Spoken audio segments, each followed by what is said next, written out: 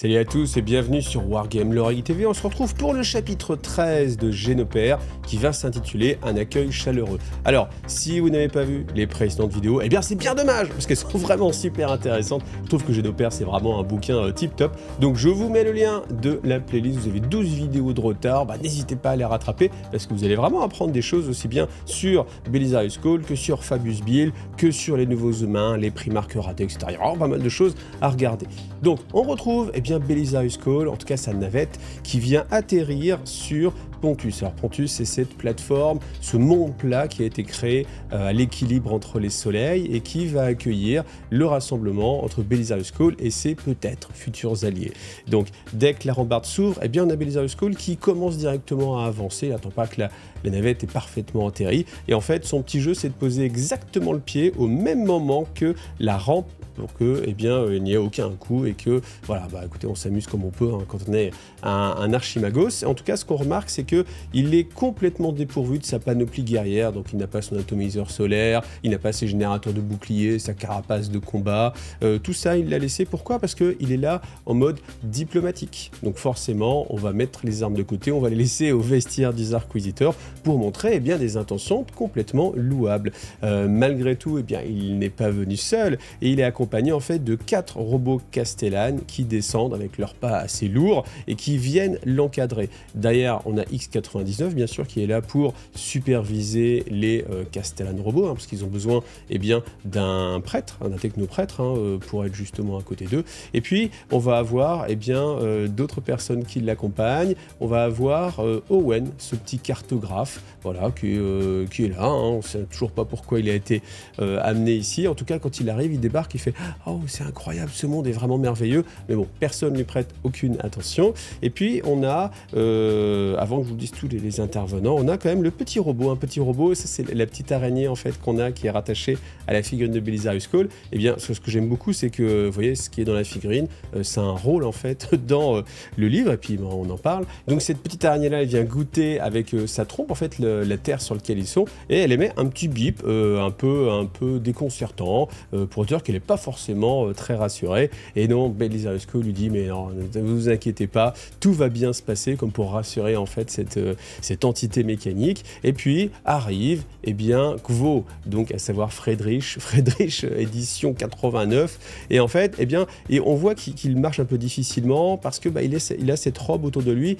et on a l'impression que ça le gêne en fait d'être habillé, qu'il n'est pas habitué à avoir un vêtement sur lui. Et ça le fait trébucher, il tombe de la rambarde, il arrive face contre terre dans la boue. Et en fait, chose assez impressionnante, c'est qu'il y avait des sortes de marguerites devant lui. Et au moment de tomber, les marguerites se sont écartées pour ne pas se faire écraser. Donc, lui, il regarde ça avec stupéfaction, il regarde et en fait, Belisarius Cawl lui dit « Non mais t'inquiète pas, c'est juste des fleurs. Elles ont bougé certes, mais elles vont pas te manger, donc tu peux te relever. » Et on a bien sûr Faux qui se relève, toujours un petit peu douteux. Et Belisarius, en fait, il a une certaine satisfaction. Pourquoi ? Parce qu'il sent, comme il l'a aidé en fait à se relever, que Kvo a besoin d'aide. Et en fait, ce sentiment-là, que Kvo a besoin de son aide, c'est quelque chose qu'il chérit et qui lui réchauffe un petit peu le cœur. Du coup, c'est lui mettre du baume au cœur et puis il regarde le paysage qui est autour d'eux en disant « Oh, regarde mon ami Friedrich, regarde autour de toi, vois-tu tous les miracles de la technologie, les miracles que l'humanité peut faire? Si jamais nous pouvons récupérer en fait ces secrets, imagine un peu ce que nous serons capables de faire. » Et la vision de Kvo est un petit peu différente, parce que lui, quand il regarde, il fait ouais, je trouve pas ça fou, parce qu'en fait, qu'est-ce qu'il voit ? Il voit simplement une montagne, qui est le seul terrain un petit peu différent, et en fait, à intervalles réguliers, on a ces ziggourats qui sont aux embranchements en fait, des hexagones, et entre ces ziggourats, il y a des petits monticules de terre, et on voit qu'il y a d'énormes machines de foreuses du Mechanicus qui sont en train d'extraire des informations, donc de changer un petit peu tout ça, et puis... voilà, Kvo montre ça et dit pour l'instant oui c'est beau, mais est-ce que ça va le rester ? Regardez un peu ce qu'on est en train de faire. Donc là il y a une notion un petit peu, je trouve, écologique, ce qu'on n'a vraiment jamais quasiment dans Warhammer 40 000. Et là on a cette vision de Kvo qui regarde en fait la destruction qui est apportée par le culte de la machine pour un endroit qui pourrait être paisible et pourrait être préservé, mais en fait, l'Adeptus Mechanicus n'a pas l'intention de préserver la beauté de cet endroit, et au contraire, elle va forer pour créer, pour essayer de découvrir en fait tous les secrets, quitte à tout détruire. Alors comme Belisarius Cawl n'a pas envie de se laisser gasser ce moment un petit peu paisible, et puis cette balade champêtre, hein, on va dire, il change de sujet et tout de suite dit « Mais est-ce que ce monde ne te rappelle pas un peu Trisolian, tu sais, cette planète ?» Et en fait, Gvo lui dit je ne vois ni c'est quand, ni où c'était, donc je n'en ai absolument aucune idée. Et Belisarius Cawl forcément un petit peu déçu, parce que il dit je pensais que c'était un des souvenirs qui était important et dont tu te rappelais, parce que c'est ce qui nous a conduit ici, en fait c'est ce qui a conduit malheureusement à ta première mort, et puis c'est ce qui a conduit aussi à me transformer et me faire devenir ce que je suis maintenant. Et je suis un peu déçu que tu ne t'en rappelles pas, mais bon, en même temps je ne peux pas t'en vouloir, hein, parce que moi-même je ne m'en rappelle pas. En fait, j'ai été si souvent torturé, si souvent à avoir la mémoire effacée avec des choses physiques, matérielles ou alors psychiques, des attaques arcaniques, que de toute façon, je me rappelle pas non plus de cette chose-là, mais en fait, je le sais parce que c'est inscrit dans la mémoire de Friedrich, et Friedrich s'en rappelle, et c'est à travers la mémoire de Friedrich que j'ai encore en sauvegarde que j'ai réussi à avoir ces informations-là. Donc, bon, je peux pas t'en vouloir vraiment de ne pas t'en rappeler. Et Gvo lui dit encore heureux que tu m'en veuilles pas.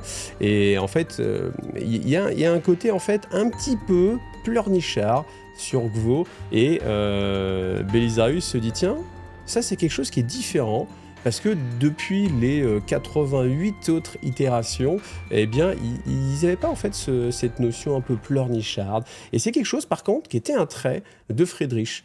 Et du coup, il dit tiens, est-ce qu'on ne se rapproche pas au final de Friedrich? Et puis justement, la discussion continue. Donc Friedrich, toujours en train de râler en disant vous n'avez pas suffisamment pris d'armement, vous n'avez même pas une armée. Est-ce que vous êtes sûr d'être le bienvenu en fait sur ce monde? Et Belisarius Cawl pointe dans le ciel un point lumineux et il dit tu vois, regarde, là il y a les chevaliers qui sont en train d'arriver, donc bien sûr les chevaliers de la maison Taranis, mais ça ne rassure pas forcément Gvo, en disant oui mais pour l'instant, tant qu'ils ne sont pas là, là vous êtes vraiment vulnérables. Et Belisarius dit non mais t'inquiète pas, ça va bien se passer. Pourquoi ça va bien se passer? Parce que nous sommes sur un monde qui appartient à Mars.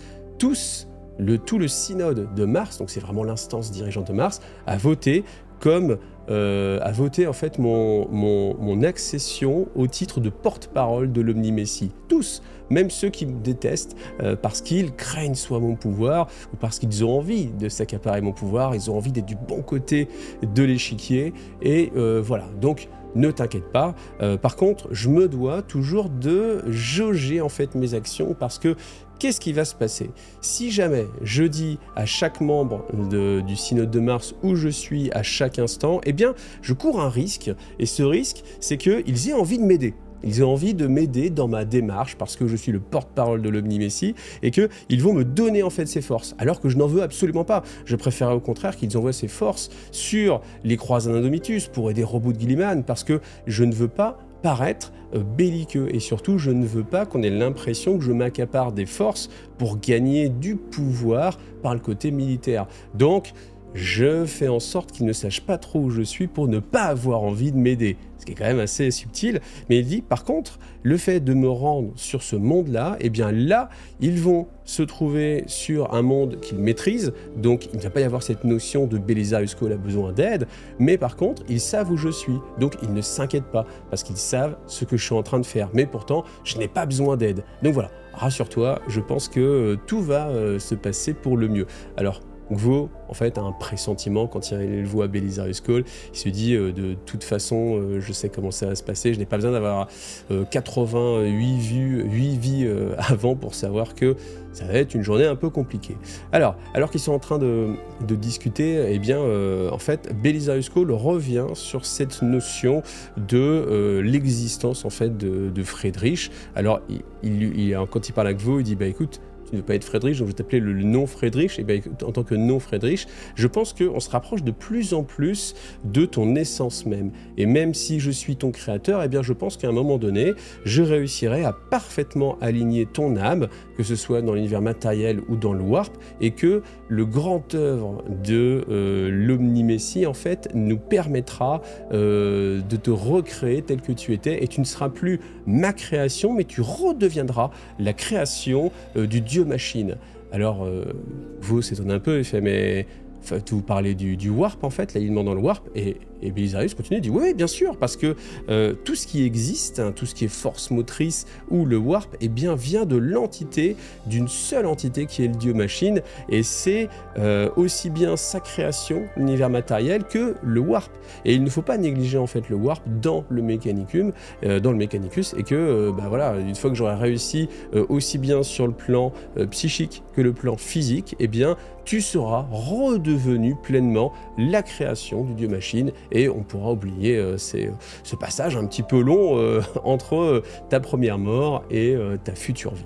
Donc, dans un endroit, eh bien, il y a une pyramide, donc ils essaient de se rapprocher de cette pyramide. Alors bien sûr, ils avancent, mais ils avancent difficilement parce qu'ils marchent dans la boue. Et en fait, vous lui dites, mais pourquoi on s'est mis si loin, en fait? Pourquoi on n'a pas été un peu plus près? Et en fait, eh bien, on a l'impression que Belisarius Cawl prend plaisir justement à les faire un petit peu attendre, et il n'avait pas envie d'atterrir au milieu de tout le monde, parce qu'il y a une aire en fait d'atterrissage qui est déjà au loin, mais en fait non, et puis il avait envie de prendre un peu son temps, de profiter de la nature de ce monde plat, et puis de regarder un peu la faune, la flore. Alors la faune et la flore existent parce que bien sûr on a eu le premier passage avec ces fleurs, ces marguerites là, qui se déplaçaient d'elles-mêmes en fait. Vous pouvez imaginer qu'elles bougeaient un petit peu, mais il y a aussi en fait une faune, et on nous décrit donc quelques insectes qui sont là, alors bon, on n'en a pas vraiment de description précise, mais on peut imaginer des vaches ou des oiseaux, peut-être enfin en tout cas des animaux qui sont là et qui les observent, mais qui bien sûr les observent de loin et sont très craintifs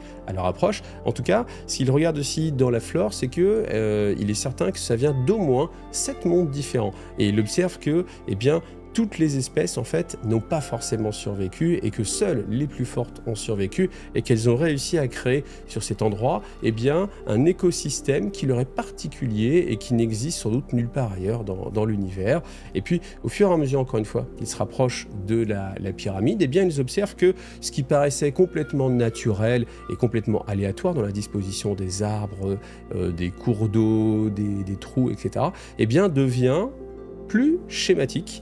Et on a une répétition qui commence à apparaître, et puis on a au bout d'un moment, eh bien, des allées qui se dessinent, des cours d'eau qui sont un peu plus droits, et puis ils prennent conscience en fait qu'ils sont dans une sorte de jardin, un jardin qui à une époque très reculée devait constituer une sorte de promenade tout simplement, ou alors on peut imaginer une sorte de zoo ou une sorte de jardin avec différentes représentations d'endroits, telle ou telle planète à certaines zones, mais que voilà, tout cela c'était bien sûr dégradé, mais que malgré tout la nature avait quand même continué à trouver son chemin. Et là encore, Belisarius Cawl, il voit la marque du dieu machine, parce que bien sûr le biologique est une machine, et c'est aussi l'œuvre du dieu machine de réussir à proposer, alors ça c'est une vision qui est assez intéressante, de proposer en fait des défis à l'humanité.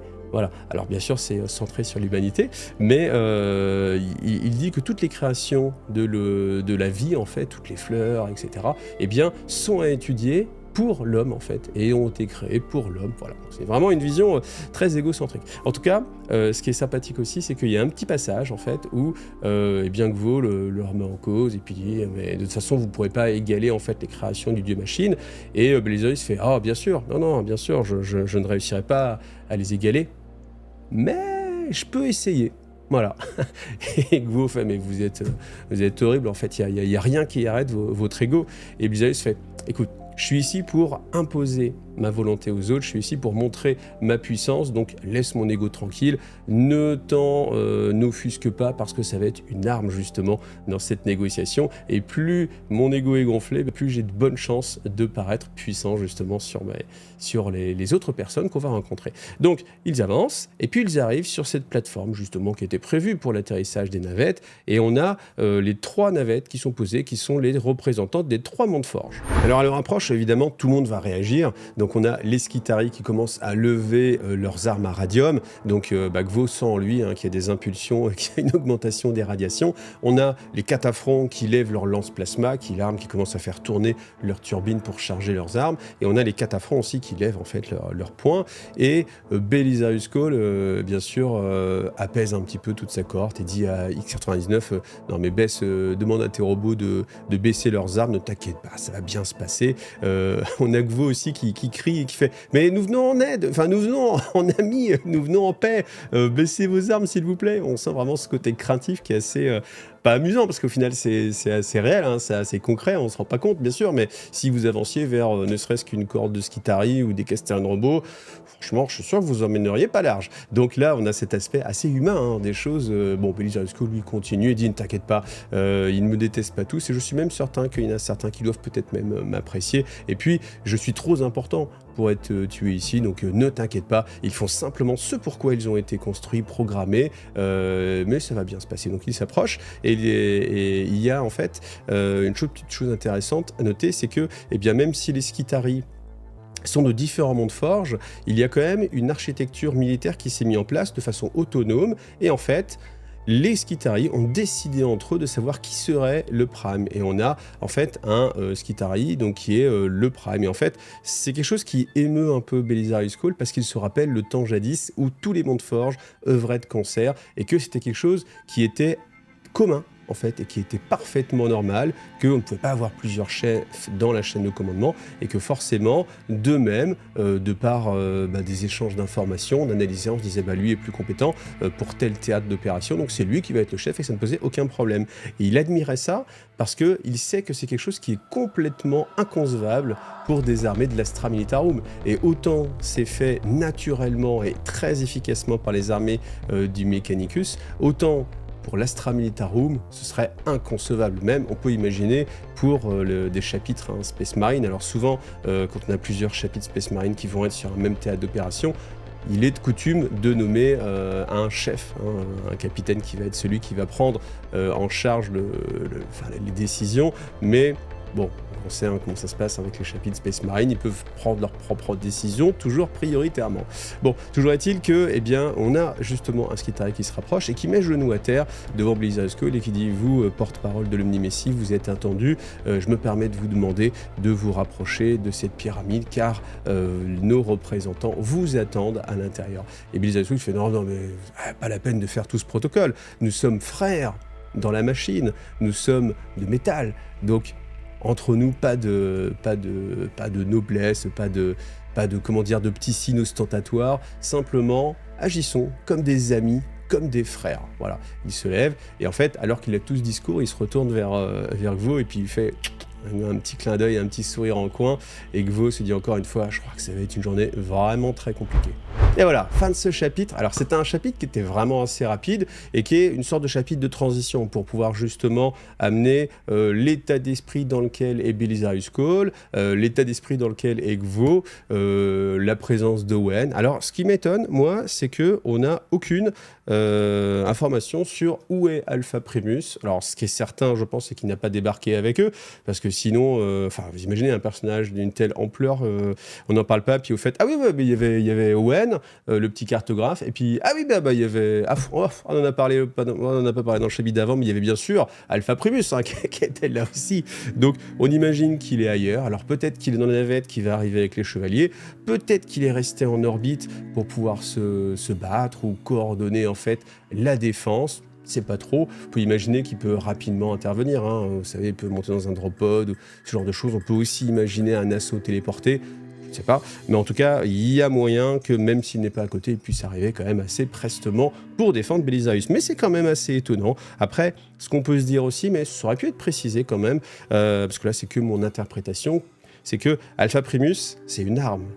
Une arme bien plus puissante que l'atomiseur solaire ou que la hache de l'Omni-Messie de Belisarius Cawl, et que venir avec Alpha Primus, c'est comme venir avec une arme nucléaire. Vous voyez, vous êtes en train de négocier, faites, mais ok, t'as pas de pistolet, mais derrière toi, il y a quand même un tank. Tu vois.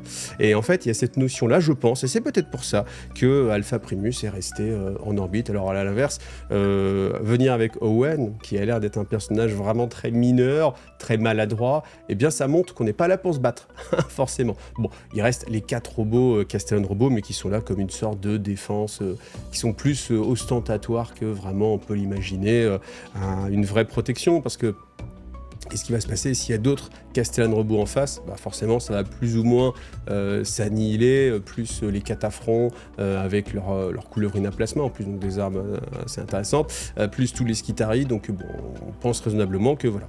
Malgré tout, bah, il y a quand même les chevaliers qui ont atterri, donc vous voyez, on est dans une sorte de demi-mesure. Honnêtement, mon pronostic, c'est je pense que Pontus va être détruit. Voilà, c'est mon pronostic, parce que tout ce qui est beauté dans Warhammer 40 000, c'est quasiment tout le temps détruit. Hein, dans tout ce qui est monde. En fait, à chaque fois que j'ai lu des descriptions de monde qui étaient chatoyants, merveilleux, avec une faune, une flore, eh bien souvent c'est détruit, exterminatus, virus mortel, je sais pas, à chaque fois ça se passe mal. Donc là je suis quand même assez étonné qu'il y ait cette zone-là qui ne serait pas, je sais pas, à un moment donné utilisée. Alors je sais pas ce qui va se passer, mais je sais pas, on peut imaginer plein de trucs, hein. Il le décroche de ce point de là pour le projeter dans le soleil, enfin je sais pas, on peut imaginer tout et n'importe quoi, mais je vous fais un petit pari. Je pense que ce monde va être détruit. Après, si on est dans les paris, je me dis, est-ce que Gvo va passer en mode 90 ?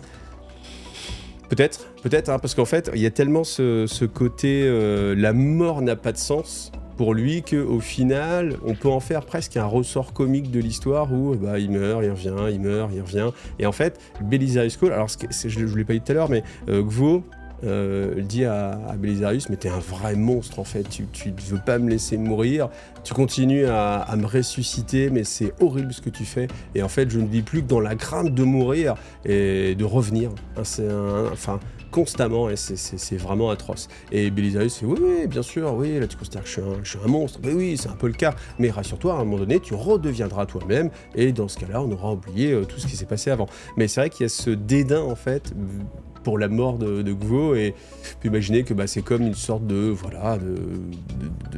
construction imparfaite pour reproduire quelque chose. Bon, si ça se casse, c'est pas grave, parce que de toute façon, c'était qu'une itération, une version bêta, donc voilà, c'est pas grave.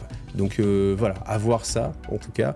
Écoutez, voilà ce que j'avais à dire sur ce petit chapitre, donc j'espère que la suite va nous apprendre pas mal de choses. Moi, j'attends de voir, hein, bien sûr, quand Bill va rencontrer Cawl, quand Alpharius va rencontrer Porter, voilà, qu'on verra hein, comment ça va se passer entre eux. Non, alors certains m'ont dit en commentaire, imagine si il y avait un enfant entre Porter, membre des Nouveaux Humains, représentant des Nouveaux Humains, et Alpharius. Imagine l'enfant, la puissance qu'il aurait. Alors je pense que ça n'arrivera pas. Voilà, je pense que ça n'arrivera pas. En tout cas, merci à vous pour tous ces commentaires. Ça me fait toujours plaisir de lire vos commentaires, de lire aussi vos histoires. Merci à ceux aussi qui rajoutent des éléments de lore. Hein. Là, il y a eu pas mal d'éléments de lore qui ont été rajoutés sur l'existence même de Fabius Bill. Donc regardez les commentaires. Prenez le temps de vous lire aussi entre vous, parce que ça rajoute aussi pas mal d'éléments à cette histoire-là. Voilà, on est arrivé à peu près à la moitié du bouquin. Je vous donne rendez-vous la semaine prochaine, comme d'habitude. Si vous voulez la vidéo en avance, vous passez sur Tipeee. Accessoirement, ça me permet moi de soutenir, enfin ça vous me permet à vous de soutenir mon travail,